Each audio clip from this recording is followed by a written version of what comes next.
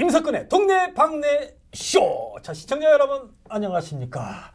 오늘은 제가 약간 오프닝을 좀 뉴스 아나운서처럼 얘기를 하고 있는데요. 자, 여기서 힌트를 좀 드렸습니다.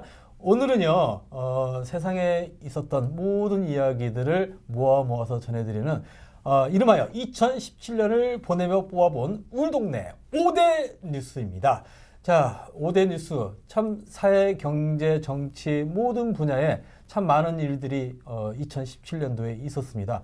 KTN이 선정한 5대 뉴스를 여러분들에게 소식을 좀 알려드릴까 하는데요. 자, 오늘 좋은 말씀에 항상 발빠르게 항상 불러만 주시면 어디든지 달려가는 마음 자세를 항상 가지고 계신다는 KTN의 발빠른 기자 스티브 홍 기자님을 모셨습니다. 안녕하십니까? 안녕하세요. 불러주셔서 감사합니다. 네, 자 뉴스로만 아마 음성을 좀 많이 들으셨을 것 같습니다. 자, 그래도 개인적으로 이렇게 뉴스가 아닌 프로에서 우리 시청자 여러분들을 참 보기가 좀 힘들었을 것 같은데, 네네. 제가 오늘 특별히 시간을 좀 드릴게요. 네네. 감사합니다. 본인은 촬영을 해야 되기 때문에 많은 분들에게 새해 인사 좀 해주세요라고 요즘에 많이 다니시죠? 직접 우리 시청자 여러분들에게 새해 인사 한번 하시죠? 아, 네. 네. 늘 카메라 뒤에 서 있었다가 또 이렇게 카메라 보고 또 새해 인사드립니다. KTN에서 뉴스 또 여러 가지 취재를 하고 있는 스티븐 기자입니다.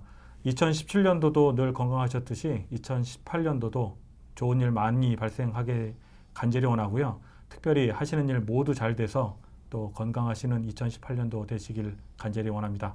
새해 복 많이 받으십시오. 네, 고맙습니다. 자, KTN 뉴스가 선정한 조지의 그리고 한인 사회 5대 뉴스 베스트 5. 자, 5가지의 제목을 여러분들께 좀 소개를 할까 하는데요.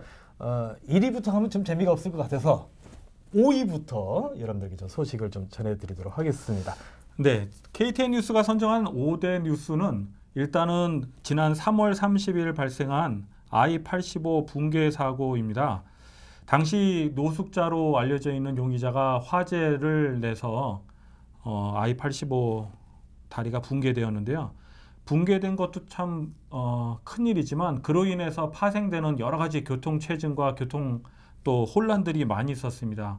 또 이로 인해서 그 교가 북쪽에 있었던 많은 한인들을 비롯한 미국 사회 분들이 다운타운으로 출근할 때 뭐 어떤 경우에는 1시간, 어떤 경우에는 2시간, 또 어떤 분들은 말타를 이용해서 전철을 이용하기도 했고요. 또 우회도로를 이용하기도 하고, 하여튼 5월 15일 완공될 때까지 한 달 반여 동안 여러 가지 교통 혼란이 체증됐던 것을 KTN이 선정한 5대 뉴스의 5위로 선정했습니다. 네, 다리 붕괴 사건은 뭐 이 조지아뿐 아니라 전 세계적으로도 굉장히 큰 이슈가 되었던 걸로 알고 있습니다. 그리고 저 개인적으로도 한국에서 저희 친구가 전화가 왔어요. 또 다리 끊어졌다며 하면서요. 그래서 혹시 뭐 피해 본 거 없냐라고 하는데, 아마도 저 개인적으로는 피해는 없었지만은 그쪽으로 출퇴근하시는 분들 또는 이제 비즈니스를 하시는 분들이 굉장히 좀 애로사항이 좀 많았다는 얘기를 좀 듣습니다. 예. 제 주위의 분들도 일단은 교통이 예를 들면 1시간 걸릴 건지 30분 걸릴지를 예측을 하는데, 당시에는 예측이 안 되니까 새벽 일찍 나가셔도 2시간 걸릴 때도 있고, 어떨 때는 또 1시간 걸릴 때도 있고, 그래서 그 예측이 안 되는 것들이 때문에 되게 힘들어 하셨고, 또 더 큰 거는 퇴근하실 때는 더 많은 체증이 걸려서 교통체증으로 인해서 여러 가지 혼란 많이 겪으셨더라고요. 네, 참 이렇게 노숙자가 방화죠? 방화인가요? 근데 지금 사실은 되게 애매한 게요. 지금도 네. 이제 법적으로 재판이 진행 중에 있는데요. 네. 용의자는 방화가 아니다라고 하고 있고요. 네. 또 한쪽에서는 이제 그 선상에 오른 노숙자를 방화범으로 몰고 있는데, 그거는 재판에 아직 진행 중이어서 딱 뭐라고 말씀드리기는 곤란할 것 같습니다. 네, 아마 애틀란타 시에서도 아주 가장 굉장히 큰 손실을 금액으로도 어마어마한. 네, 그게 애틀란타뿐만 아니라 조지아주 비상사태를 선포했었어요. 당시. 그렇죠. 네. 그래서 실질적으로 교통 체증이 많이 발생을 했기 때문에 경제 손실도 많았다고 그랬고요. 그로 인해서 5월 15일 날 그 다시 재개통할 때는 아주 주에서 큰 행사로 여길 정도로 네. 아주 큰 사건 사고였습니다.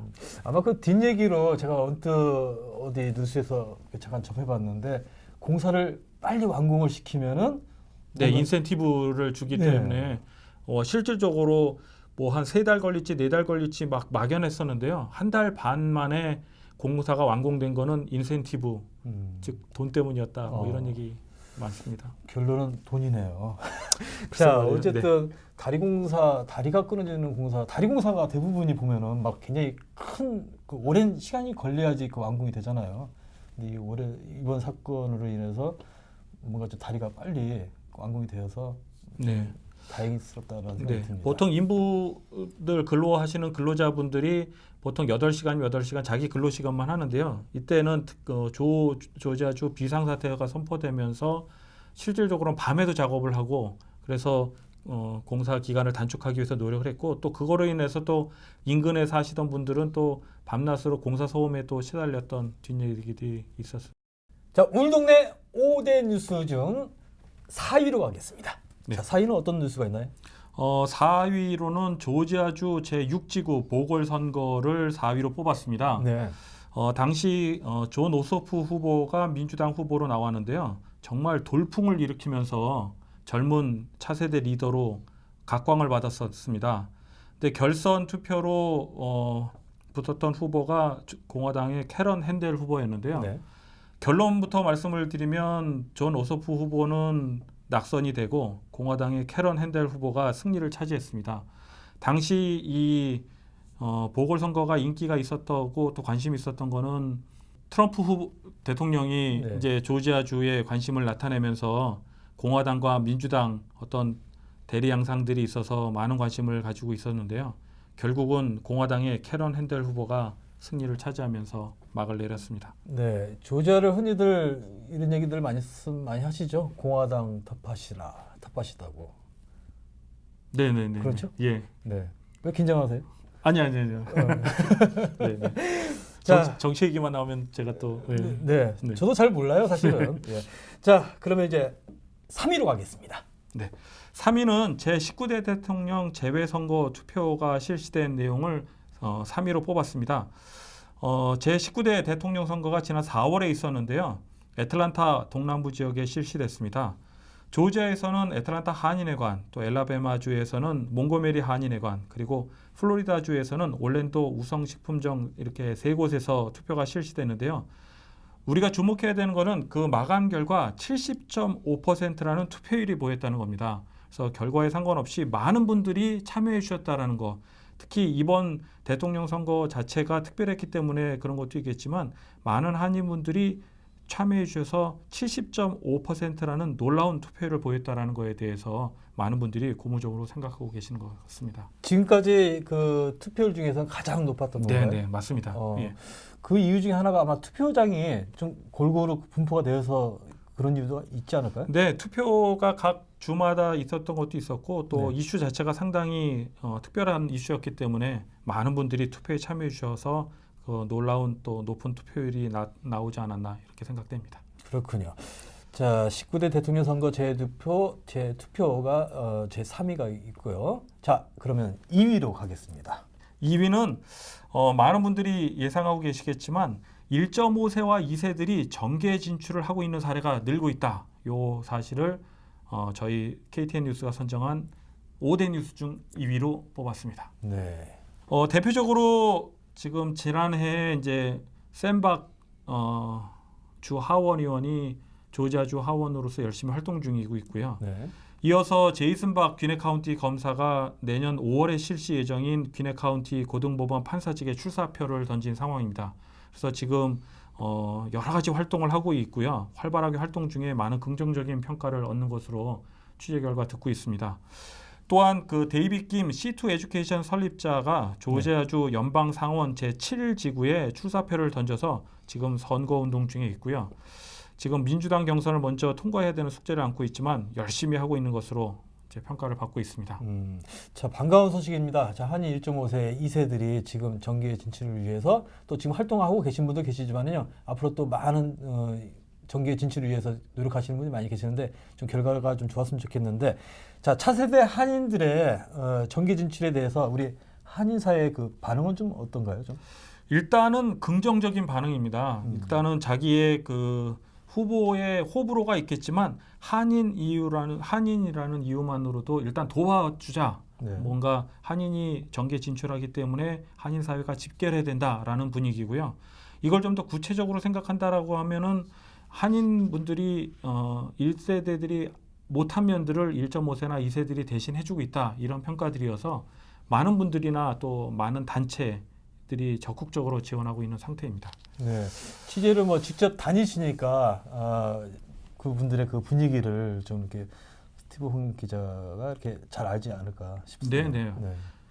일단은 분위기 자체는 상당히 긍정적이고요. 그 예를 들면 모금 행사 같은 경우에서도 많은 분들이 십시일반 큰 돈도 물론 중요하지만 자기 적은 돈이라도 그 모금 행사에 참여하는 걸 보면 네. 한인이라는 이유만으로도 많은 분들이 관심 있고 더 적극적으로 참여해 주시는 것 같습니다. 그렇군요.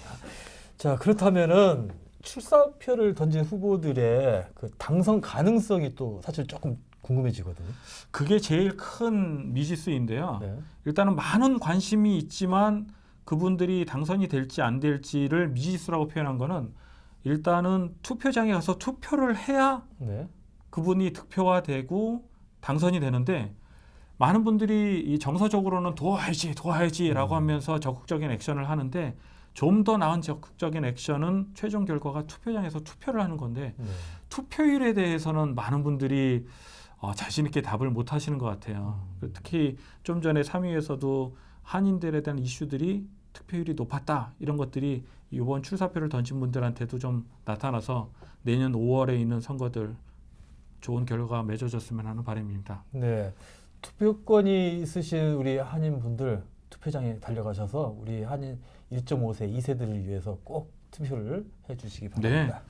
투표만이 한인 사회뿐만 아니라 한인 인권 또 한인 파워를 키우는데 가장 큰 힘이 된다. 요즘 많은 단체들이 주장하고 있거든요.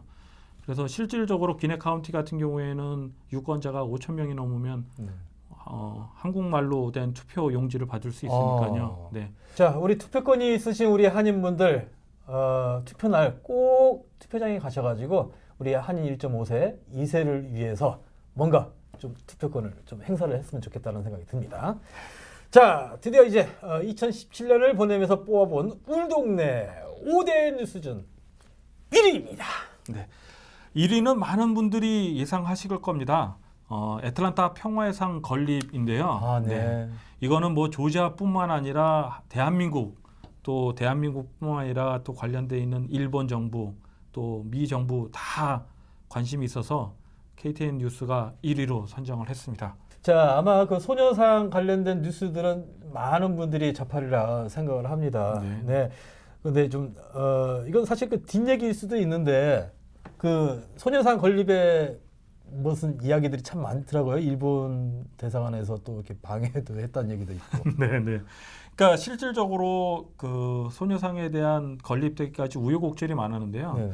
일단 애틀란타 평화의 소녀상 건립위원회 측이 최초로 생각했었던 건립 장소는 애틀란타 다운타운에 있는 국제인권민권센터인데요. 예. 네. 아마 그 자리는 상징적으로도 굉장히 큰 의미가 있지 않을까 싶어요. 맞습니다. 그래서 건립위원회 측이 상징적인 의미가 더 크기 때문에 거기에 소녀상을 세우려고 많은 노력을 했습니다. 네. 그래서 실질적으로 거기에서 기자회견도 했고요. 민권센터 측과 함께 취지를 설명하는 그런 좋은 시간들이 있었습니다. 네. 그러다가 어느 날 갑자기 이제 취재 요청이 와서 가보니까 이제 건립위원회 측에 따르면 그러니까 국제인권민권센터 측에서 일방적으로 답변이 왔다. 그러면서 결국은 장소가 변경이 됐어요. 네, 그 국제인권민권센터에다가는 소녀상을 건립할 수 없다라는 답변을 받게 됐다고 이제 기자회견을 열었었죠.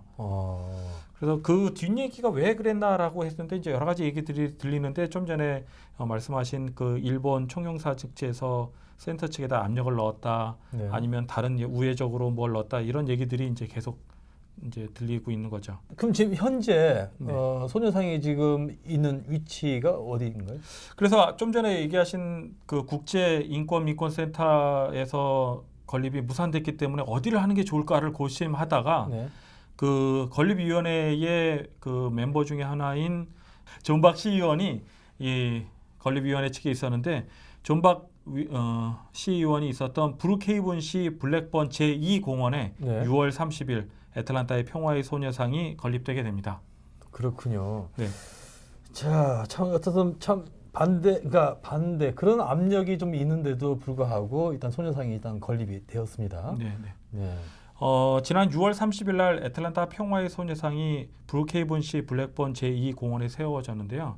당시 그 행사 당일날 제가 취재를 갔었는데 행사 당일날 비가 정말 많이 왔어요. 네. 그 막 뻘처럼 그 공원들이 만들어져서 막 발도 빠지고 그랬었는데 더욱이 우려했었던 거는 많은 분들이 일본 측에서 항의 집회를 하거나 뭐 반대 시위가 있을 거다라는 네네. 얘기들이 있어서 네. 경찰들도 오고 좀 그랬었는데 결론적으로는 일본 측의 시위대는 없었고요.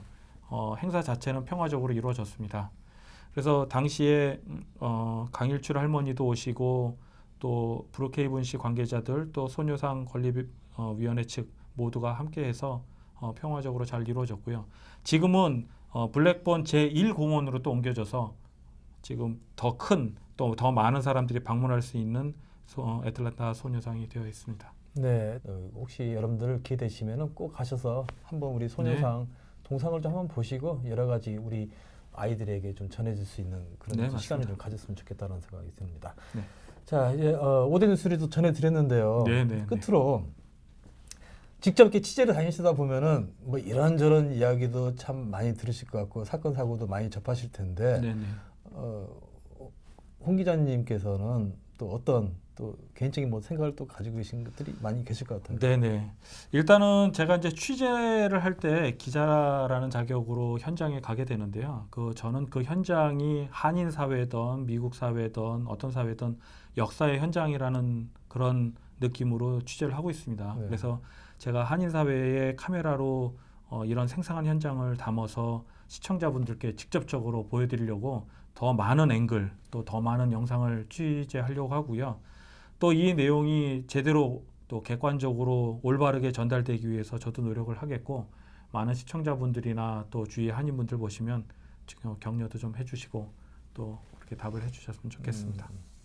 아마 저 개인적으로는 카메라 보시면은 피하지 마시고요. 저도 좀 찍어주세요 하신 분들은 네, 맞습니다. 인터뷰 이렇게 좀 요청을 하실 때 예. 카메라에 이렇게 쑥스러워하시는 분들은 피하시는 분들도 있고요. 예. 또 어떤 분들은 또 왜 나오는 분들만 나오느냐고 또 이렇게 예. 얘기를 하시는 분들도 있는데 또 기자로서 또 나름 고충이 있다라는 거 좀 이해해 주셨으면 좋겠습니다. 네. 뭐 앞으로도 수고 좀 많이 더 해주시고요. 열심히 하도록 하겠습니다. 네. 자, 지금까지 2017년을 보내어 뽑아본 우리 동네 5대 뉴스 KTN의 발빠른 기자 불러만 주면 어디든지 간다는 스티브 홍 기자와 함께했습니다. 자, 오늘 말씀 고맙습니다. 네, 감사합니다. 감사합니다.